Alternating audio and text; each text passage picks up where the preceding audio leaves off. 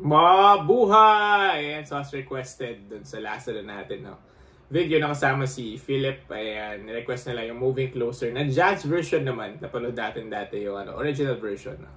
Ayan, so sasama na rin natin dito after yung performance niya ng Sloth. Hindi ko pa yata yung napapanood from his latest EP, no? Ayan, pero kung may other suggestions kayo, let me know in the comments. And as usual, mag-feature tayo ng top comments at top subscribers sa dulo, so stay tuned.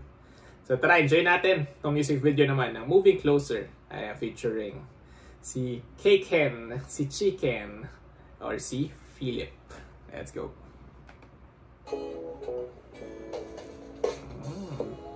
Ibang arrangement yata. Pogi! Fresh! Parang close-up. Baka naman, close-up. Si Donnie, syempre, guwapo din. Pero naging baboy yung charisma. Don Bell, let's go. Grabe acting, oh. Whoa! Mas hinahagod niya pa. It's even better. Wow! Grabe. I like this version. Oops. Maraming kulot sa boses.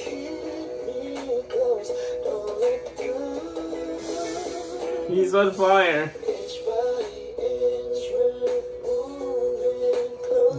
Ramdam niya. Mas nakakakilig tuloy. Eh. Whoop.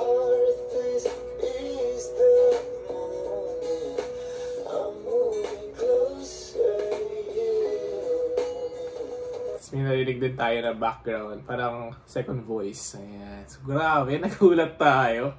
Hindi ko na-expect na may mas itataas pa yung level no, tawag dito, na Moving Closer version ni Philip. Ayan, so gusto ko tong version na to. So tuloy natin. Siyempre nakakilig din, Don Bell. Ayan. So sa dyan, Don Bell fans, support. Grabe yun. What? They had lips. This is jazz. Yeah.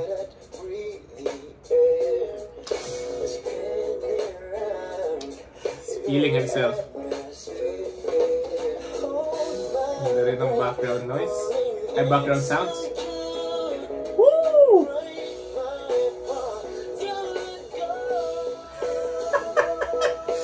Grabe naman to. May David Licao ako. Pogi rin ni Donnie. Pogi ng boses ni Ken.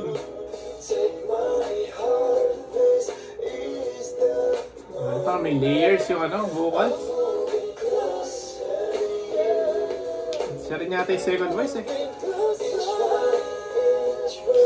Woo! Grabe ito. Yun. Giving it his all. Grabe yung falsetto.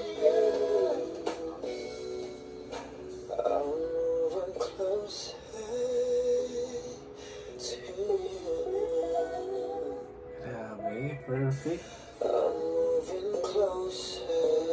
Don Bell plus Philip. Wow. Perfect yung version na yun.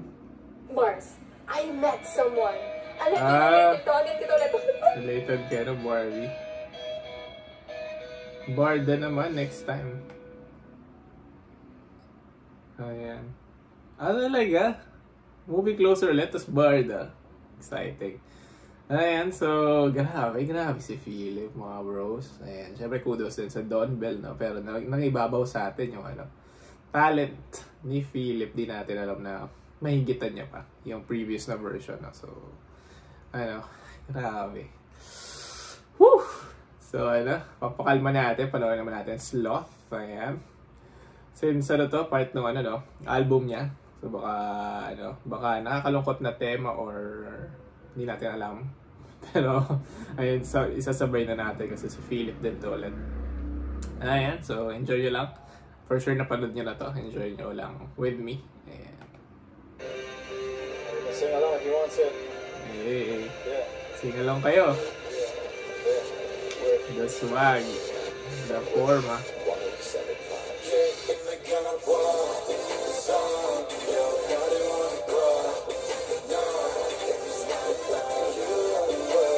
Hey.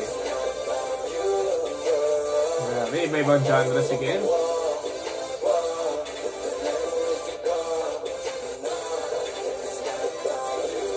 It's not about you.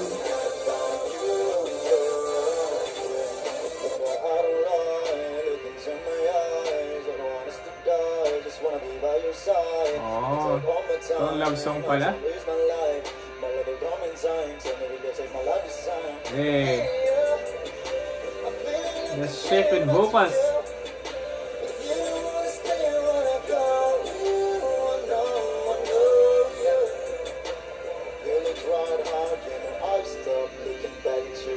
The rap skills.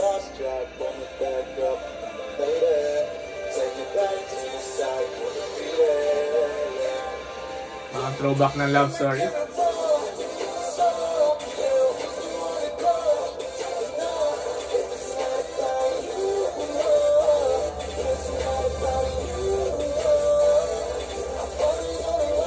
Tungkol sa nawa.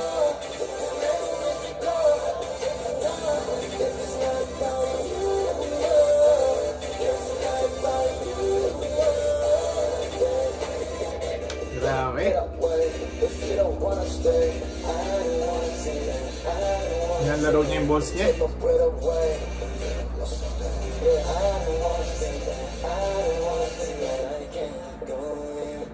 Sheesh.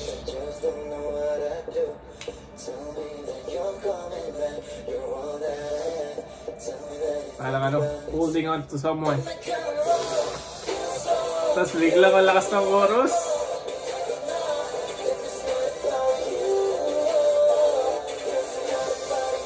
He's a master of his craft. Kita mo naman, oh. Kita mo naman. Nanamnam niya.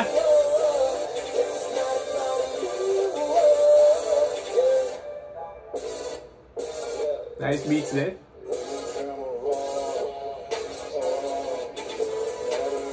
Wow! Parang sloth bumagal.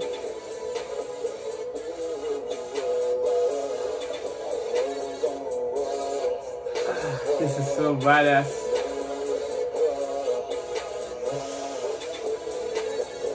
Parang malungkot pero mapapagiling ka eh. The slow voice. The trademark. Ayan, palapakan natin. Grabe. Parang lahat ng genre talaga. Gaya tayo sa jazz kanina, no? Sumalik tayo sa ano ngayon. Sa hip-hop. So, grabe si Philip. Ayan, yung interpretation ko kung bakit sloth siya, no? Aside sa kinukompleto niya yung 7 Deadly Sins. Ayan, parang binabagalan mo yung pag let go to someone. Ayan, so like ka pa rin, ayaw mo mawala dun sa past na kayo, connected kayo. Ayan, tapos grabe yun, yung pag-incorporate niya ng idea ng sloth dun sa kanta, yung binagalan niya yung last part. Suwabe. Grabe, ayan, ibang klase talaga. Si Cake and Chicken, si Philip, ayan. So kung yung other suggestions pa kayo na content niya or ng other makalima natin members, let me know. Ayan, as usual, top comment and top subscriber, congratulations. Yung next suggestion nyo, paparitasan sa mga next batches ng reaction videos natin. So salamat sa mga 18 na nanonood, ayan, keep the suggestions coming and hopefully soon, makapag-react na ako ulit sa mga mas mahabang content. Like mga vlogs nila, ayan, or show break. So, abangan natin yan. So, kita-kits!